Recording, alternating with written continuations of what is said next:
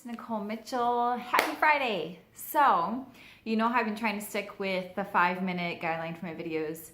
Today might be just a little longer because I felt prompted to share something that is very personal and I don't really ever talk about publicly. So stick with me because I think it'll be really powerful.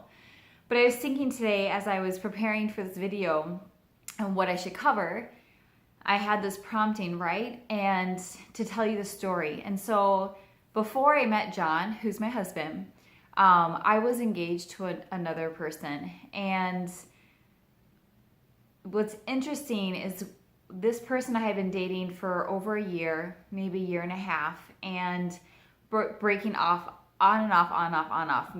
Me doing, I think, almost all of the breaking up, if not all the breaking up, if not all of it, right? So we dated for this year and a half, and it was just this really we were not a good match. It wasn't super healthy. And I just kept breaking up. And then it ended up with him proposing when I actually thought he was coming over to say goodbye. He came over in a suit and flowers and kneeled down and proposed, and I was so shocked. Like, that was not even on the radar because I had just broken up with him like for the 13th time that, you know, he proposed, and he's like, don't say anything, like, I just want you to think about it, because I think he feared I was going to say no. So I didn't say anything, and as we hung out that night, I felt like, then we're spending the whole night together, and I felt like, how could I not say yes when he just proposed and we're spending the night together, but I'm not saying, it was just this really weird place. Anyway, I said yes. And I didn't want to say yes. Like, it was like, I said yes, and I felt like it was just like, just say yes and get it over with. Well, fast forward, I don't know, a week or two, and I went and go tell my mentors. I have two colleagues who were kind of my mentors at the time. I told them like what happened, and I was so confused and so conflicted. And I remember one of them, she asked me, well, how did you feel when he proposed, and how did you feel when you said yes? And I said, I felt like this. Like, I felt this sense of resignation, this sense of like giving in.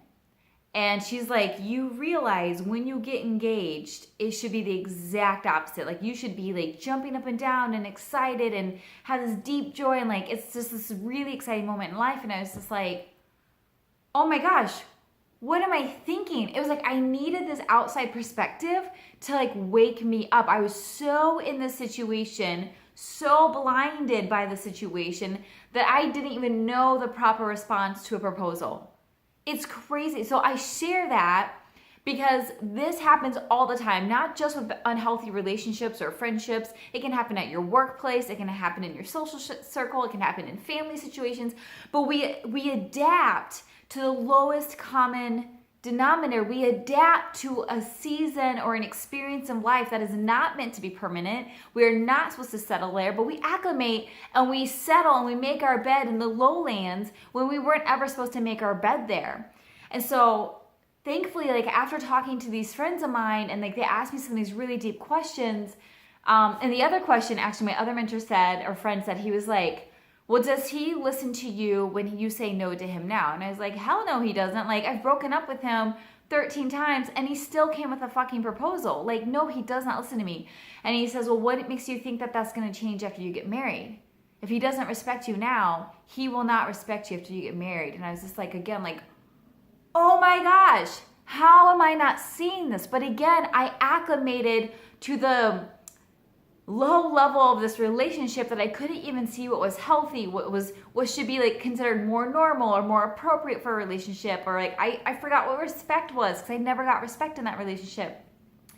And I share that because I see this happen all the time with people in regards to friendships, people in regards to partners, people in regards to job situations. They find themselves in a crappy situation or in a crappy relationship, and they stay there. They stay there and they make it their home, and that was never meant to be their home. And so I think if there's anything I want you to get from this video is like, take a look at your situation. If you're in a crappy situation, whether it's a workplace, friend place, social place, whatever the situation is, and there's something in you saying this, there's something not right, and you're wondering, but can it be better? Can it get better? Or is this all there is? I want to tell you, this is not all there is. The world is too big, too vast, too beautiful, too many opportunities for you to be stuck in that place or in that situation or in that relationship for the rest of your life. It just simply is not true. So if you have this feeling of like, I'm just going to resign, I'm just resigning, giving in, I'm done fighting, I can't do it anymore, I want to encourage you to not give up. I want you to know the truth that there is more out there, that there is more for you, that prompting within you is 1000% correct, and to follow that prompting. Do what you have to do to get out of that situation. This is why I offer life coaching, and this is why I offer monthly workshops. I'm trying to provide containers for people to get out of their routine, get out of their situation, and get some fresh perspective.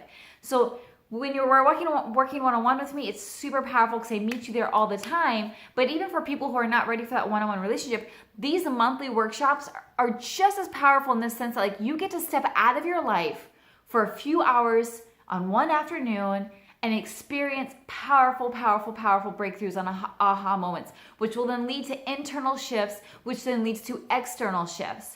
Right? We think we have to like change this person or control that situation, but really all we have to do is come in here, do the work in here, and when you do the work in here, you'll see everything around you shift and change with you and for the better. So just again, I'm encouraging you, if you've acclimated to this lowest spot in your life, I want to tell you that's not where you're supposed to make your home. That's not where you're supposed to live for the rest of your life. If you're afraid that there's nothing out there, I'm telling you there is so much out there, so much beauty, so many opportunities, amazing, healthy humans, incredible connections that I don't want you to give up. And if you are local and you are wanting to get out of your funk, get out of your situation just for a few hours and to see, is there anything else out there for me? Can there be healthy people who will love me for me and also respect me? Is it possible for me to do what I feel called to do even though I have all these odds against me? Get your ass to my workshop in a chair where you're going to be surrounded by incredible humans doing incredible work, and you're going to get this powerful content. It is going to be just magical, magnetic, and powerful. And so I'm here as living proof. I was in really crappy situations, and one of them was this relationship.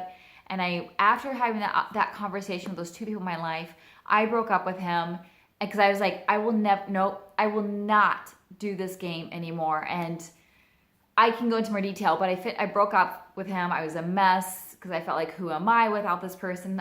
Who do I think I am? I'm such a loser. I am so unhealthy. I just toy with people, like date, break up, and get engaged and break up. Like, who am I, right? Just a mess.